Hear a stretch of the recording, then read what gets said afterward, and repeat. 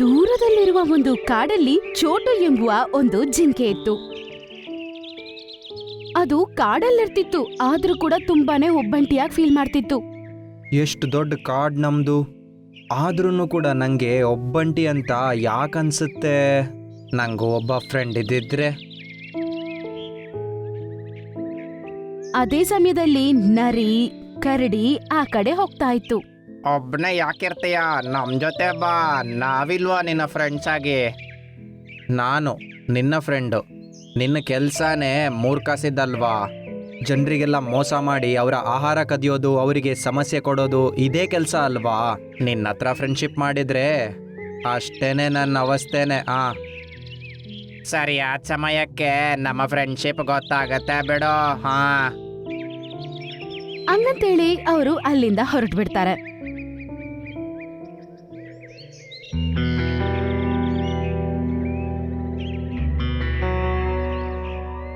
ಸ್ವಲ್ಪ ತಾದ್ಮೇಲೆ ಜಿಂಕೆಯ ವಯಸ್ಸಲ್ಲಿರುವ ಒಂದು ಆನೆ ಅದರ ಕಡೆ ನಡ್ಕೊಂಡ್ ಬರ್ತಿರೋದು ಕಾಣಿಸುತ್ತೆ. ಪ್ರೀತಿಯ ಜಿಂಕೆಯೇ, ನನ್ನ ಹೆಸರು ಜಂಬೋ ಅಂತ. ಈ ಕಾಡ್ಗೆ ಹೊಸದಾಗಿ ಬಂದಿದ್ದೀನಿ ನಾನು.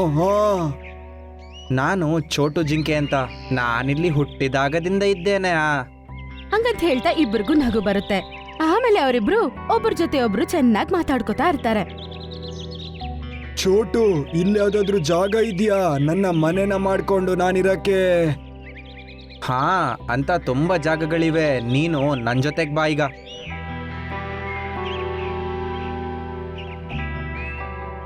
ಜಿಂಕೆ ಅದನ್ನ ಒಂದ್ ಜಾಗ ಕರ್ಕೊಂಡೋಗತ್ತೆ. ಆ ಜಾಗ ನೋಡೋದಕ್ಕೆ ತುಂಬಾನೇ ಸುಂದರವಾಗಿರುತ್ತೆ. ಅರೆ ವಾ, ಇಲ್ಲಿ ನಾನು ನನ್ನ ಮನೆನ ಆರಾಮಾಗಿ ಮಾಡಬಹುದು. ಹೌದು ನನ್ನ ಫ್ರೆಂಡ್, ನಾನು ಕೂಡ ನಿನಗೆ ಹೆಲ್ಪ್ ಮಾಡ್ತೀನಿ. ಗೆಳೆಯ, ನಾನು ನನ್ನ ಮನೆನ ಮಾಡ್ಕೋತೀನಿ, ನೀನು ತೊಂದ್ರೆನ ತಗೊಳ್ಬೇಡ. ಅದನ್ನ ಕೇಳಿ ಕೂಡ ಅದಕ್ಕೆ ಸಹಾಯ ಮಾಡ್ಲೇಬೇಕು ಅಂತ ಜಿಂಕೆ ಅನ್ಕೊಳ್ಳುತ್ತೆ.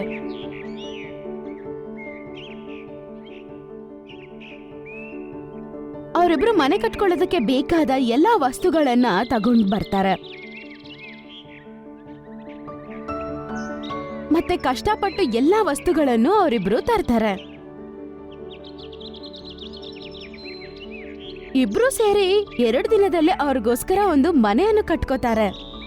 ಓ, ಎಂತ ಒಳ್ಳೆ ಮನೆಯಾಗಿದೆ. ತುಂಬಾ ಥ್ಯಾಂಕ್ಸ್ ಕಣೋ ನಿಂಗೆ. ಥ್ಯಾಂಕ್ ಯು ಯಾಕೆ ಹೇಳ್ತಾ ಇದೀಯಾ? ನಾನು ನಿನ್ನ ಫ್ರೆಂಡ್ ಅಲ್ವಾ? ನಾನ್ ಮಾಡ್ದೆ ಮತ್ತೆ ಯಾರು ಮಾಡುದು? ಅವರಿಬ್ಬರ ಸ್ನೇಹ ಇನ್ನೂ ದೃಢವಾಗುತ್ತೆ. ಸಾಯಂಕಾಲ ಆಗ್ತಾ ಬಂತು. ಜಿಂಕೆ ನಾನು ಹೋಗ್ಬರ್ತೀನಿ ಅಂತ ಆನೆಗೇಳಿ ಅಲ್ಲಿಂದ ಅದರ ಗುಹೆಗೆ ಹೋಗುತ್ತೆ.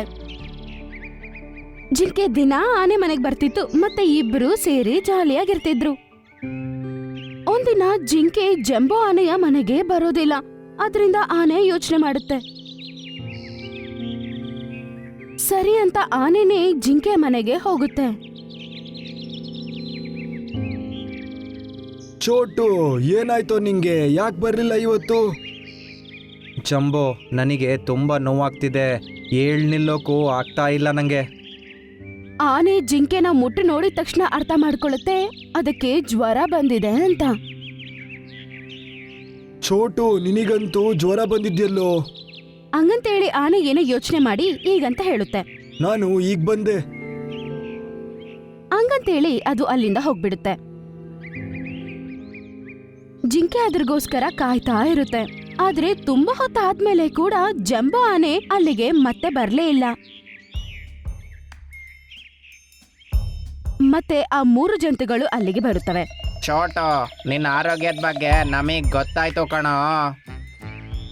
ತಕೋ ಇದನ್ನ, ನೀನು ಸ್ವಲ್ಪ ಹೊಟ್ಟೆಗೆ ತಿನ್ನೋ. ಮತ್ತೆ ಅವರು ಗ್ರೇಪ್ಸ್ ನ ತಗೊಂಡ್ ಬಂದು ಜಿಂಕೆಗೆ ಕೊಟ್ಟು ತಿನ್ನಕ್ ಹೇಳ್ತಾರೆ. ತುಂಬಾ ಧನ್ಯವಾದಗಳು, ನನಗೆ ತುಂಬಾ ಹೊಟ್ಟೆ ಹಸಿತಿತ್ತು. ಹಂಗಂತ ಹೇಳಿ ಅದು ಆ ಗ್ರೇಪ್ಸ್ ನ ತಿನ್ನಕ್ ಶುರು ಮಾಡುತ್ತೆ. ಚೋಟ, ನಿನ್ಗೆ ಹುಷಾರಿಲ್ಲ. ನಿನ್ನ ಬೆಸ್ಟ್ ಫ್ರೆಂಡ್ ಎಲ್ಲೋ ಈಗ? ಯಾವಾಗ್ಲೂ ನಿನ್ ಜೊತೆ ಇರ್ತಿದ್ನಲ್ಲ. ಗೊತ್ತಿಲ್ಲ ಎಲ್ಲೋಗಿದ್ದಾನೆ ಅಂತ. ಬೆಳಿಗ್ಗೆಯಿಂದ ಬರಲೇ ಇಲ್ಲ. ಅವನು ಅನ್ಕೊಂಡಿರ್ಬೇಕು ನೀನು ಹುಷಾರಿಲ್ಲ ಅಲ್ವಾ, ಅವನು ನಿನ್ ಸೇವೆ ಮಾಡಬೇಕು ಅಂತ, ಅದಕ್ಕೆ ಬರ್ಲಿಲ್ಲ ಅವನು. ಹಾಗಲ್ಲ ಅದು. ಹಾಗೇನೆ, ಟೈಮ್ ಬಂದಾಗ ಗೊತ್ತಾಗುತ್ತೆ ನಮ್ಮ ಫ್ರೆಂಡ್ಶಿಪ್ಪು ಅಂತ ಹೇಳಿದ್ದೆ ಅಲ್ವಾ? ಇದೇ ಟೈಮ್ ನೋಡು. ಅದರ ಮಾತನ್ನು ಕೇಳಿ ಅದಕ್ಕೆ ತುಂಬಾನೇ ಮನ್ಸು ಬೇಜಾರಾಗತ್ತೆ. ಮತ್ತೆ ಸಾಯಂಕಾಲ ಆಗ್ತಾ ಬರುತ್ತೆ, ಆದ್ರೆ ಆನೆ ಮಾತ್ರ ಬರೋದಿಲ್ಲ. ಜಿಂಕೆ ಆರೋಗ್ಯ ಕೂಡ ಸರಿ ಇರೋದಿಲ್ಲ. ಮಾರನೇ ದಿನ ಬೆಳಗ್ಗೆ ಅವ್ರು ಮೂವರು ಮತ್ತೆ ಜಿಂಕೆ ಗುಹೆ ಹತ್ರ ಬರ್ತಾರೆ. ಮತ್ತೆ ಅದಕ್ಕೋಸ್ಕರ ತಿನ್ನಕ್ಕೆ ಏನೋ ತಂದಿರ್ತಾರೆ. ಜಿಂಕೆ ಸಂತೋಷದಿಂದ ಆರೆಂಜಿನ ತಿನ್ನಕ್ ಶುರು ಮಾಡುತ್ತೆ. ಅದಕ್ಕೆ ಅದ್ರ ಮೇಲೆ ಸ್ವಲ್ಪ ಗಿಲ್ಟ್ ಫೀಲ್ ಆಗತ್ತೆ. ಯಾಕಂದ್ರೆ ಯಾರೆಲ್ಲ ಕೆಟ್ಟವ್ರು ಅಂತ ಅನ್ಕೊಳ್ಳುತ್ತೋ ಅವರೇ ಇವತ್ತು ಅದಕ್ ಮೈ ಹುಷಾರಿಲ್ದವಾಗ ಸಹಾಯ ಮಾಡ್ತಿರೋದು ಅಂತ. ನನ್ನನ್ನ ಕ್ಷಮಿಸಿ ಕ್ಷಮಿಸಿ ಅಂತ ಮತ್ತೆ ಮತ್ತೆ ಕೇಳುತ್ತೆ. ಮತ್ತೆ ಧನ್ಯವಾದಗಳನ್ನ ಹೇಳುತ್ತೆ. ಮತ್ತೆ ಅವ್ರು ಎಲ್ಲರೂ ಸೇರಿ ಸ್ವಲ್ಪ ಹೊತ್ತು ಮಾತಾಡ್ಕೊಂಡಿದ್ದು ಅವ್ರು ಅಲ್ಲಿಂದ ಹೋಗ್ಬಿಡ್ತಾರೆ. ಜಾಸ್ತಿ ಆಯ್ತು, ನಮ್ಮ ಪ್ಲಾನ್ ಅನ್ನೀಗ ಎಕ್ಸಿಕ್ಯೂಟ್ ಮಾಡೋಣ. ಎಷ್ಟು ದಿನ ಅಂತ ಇದನ್ ಮಾಡ್ತಾ ಇರೋದು? ಸಾಯಂಕಾಲ ಜಿಂಕೆ ಒಬ್ನೇ ಇದ್ದಾಗ ಅಲ್ಲಿಗೆ ಆನೆ ಬರ್ತಾನೆ. ಅವನ್ನ ನೋಡ್ತಿದ್ದಂಗ್ಲೆ ಜಿಂಕೆಗೆ ಕೋಪ ಜಾಸ್ತಿ ಆಗ್ಬಿಡುತ್ತೆ. ಏನ್ ನೋಡಕ್ ಬಂದಿದ್ಯಾ ನೀನೀಗ? ನಾನ್ ಬದುಕಿದ್ದೀನೋ ಸತ್ತಿದ್ದೀನೋ ಅಂತ ನೋಡಕ್ ಬಂದಿದ್ಯಾ? ಹೋಗ್ ಹೇಳ್ಬೇಡ ಕಣೋ. ಫ್ರೆಂಡ್ ಅಂತ ನಂಗೆ ಕರಿಬೇಡ. ಫ್ರೆಂಡ್ಸು ಒಳ್ಳೇದು ಕೆಟ್ಟದ್ದು ಎರಡರಲ್ಲೂ ಒಟ್ಟಿಗಿರ್ತಾರೆ. ನನಗೆ ಹುಷಾರಿಲ್ದೇ ಇರೋಗ್ಲೇ ನಿನ್ನನ್ನು ಬಿಟ್ಟೋಗಿದ್ದೀಯಾ. ನನ್ನ ಹೊಟ್ಟೆಗೂ ಕೂಡ ನಾನು ಯಾರನ್ನ ನಂಬ್ತಿರ್ಲಿಲ್ವೋ ಅವರೇ ತಂದು ಕೊಟ್ಟಿದ್ದಾರೆ. ನಿನಗೀಗ ಏನು ಗೊತ್ತಿಲ್ಲ, ಅದಕ್ಕೆ ನಿಂಗೆ ಕೋಪ ಬಂದಿದೆ. ನಾನು ನಿನ್ನ ಬಿಟ್ಟೋಗಿರ್ಲಿಲ್ಲ. ನನಗೆ ಗೊತ್ತಾಗಿತ್ತು ನಿಂಗೆ ಡೆಂಗ್ಯೂ ಆಗಿದೆ ಅಂತ. ಮತ್ ನಿನ್ನ ಹತ್ರ 3 ದಿನ ಮಾತ್ರ ಇತ್ತು. ಅದ್ರ ಔಷಧಿ ನನ್ನ ಮನೇಲಿತ್ತು. ಆದ್ರೆ ಮನೆಗೋಗಿ ನೋಡೋವಾಗ ಅದು ಅಲ್ಲಿರ್ಲಿಲ್ಲ. ನನ್ನ ಹತ್ರ ಸಮಯ ಇರ್ಲಿಲ್ಲ. ನಿನ್ನ ಹತ್ರ ಹೇಳಕ್ ಬಂದ್ರೆ ಟೈಮ್ ಆಗ್ತಿತ್ತು.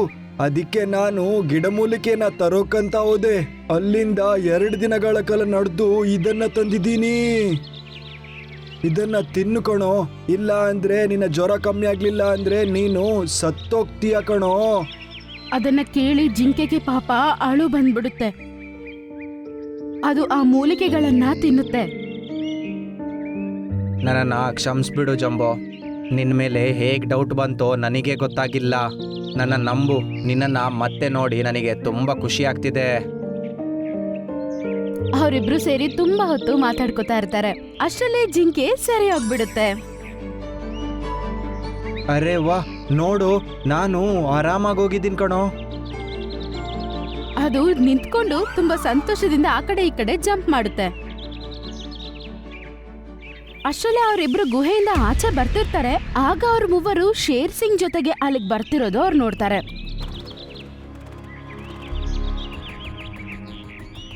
ಅರೆ, ನಿಮ್ ಜೊತೆ ಈ ಶೇರ್ ಸಿಂಗ್ ಏನ್ ಮಾಡ್ತಾ ಇದ್ದಾನೆ? ಶೇರ್ ಸಿಂಗ್, ಇದೇ ಜಿಂಕೆ ನಾವು ನಿಮಗೆ ರೆಡಿ ಮಾಡಿರೋದು. ಅದನ್ನ ಕೇಳಿ ಅದು ಭಯ ಪಡುತ್ತೆ. ಈಗ ಅದಕ್ಕೆ ಅರ್ಥ ಆಗತ್ತೆ ಅವ್ರ ಮೂವರು ಅದಕ್ಕೆ ಯಾಕೆ ಸೇವೆ ಮಾಡಿದ್ರು ಅಂತ.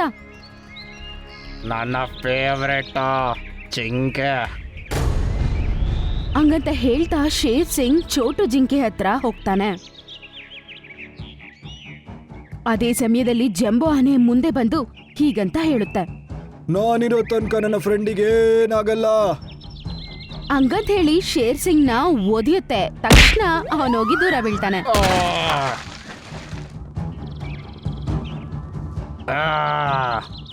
ನೀವು ನನಗೆ ಇನ್ಸಲ್ಟ್ ಮಾಡಕ್ಕಂತ ಕರ್ಕೊಂಡ್ ಬಂದಿದ್ದೀರಾ? ಇಲ್ಲ ಇಲ್ಲ ಇಲ್ಲ ಶೇರ್ ಸಿಂಗ್, ಇಲ್ಲ. ನೋವು ನಿಂಗೆ ತಿನ್ನಕ್ ಕೊಟ್ಟಿರೋದು. ಆನೆಯ ಹೊಡೆತ ತಿನ್ನ ಕರ್ಕೊಂಡ್ ಬಂದ್ರ ನಿಮ್ಮನ್ನ? ಹಂಗಂತ ಹೇಳ್ತಾ ಶೇರ್ ಸಿಂಗ್ ಅವ್ರ ಮೂವರ್ನ ಓಡಿಸ್ಕೊಂಡು ಹೋಗ್ತಾನೆ. ಅವ್ರ ಮೂವರು ಭಯ ಪಡ್ಕೊಂಡು ಕಿರ್ಚುತ್ತಾ ಅಲ್ಲಿಂದ ಹೊರಡೋಗ್ತಾರೆ.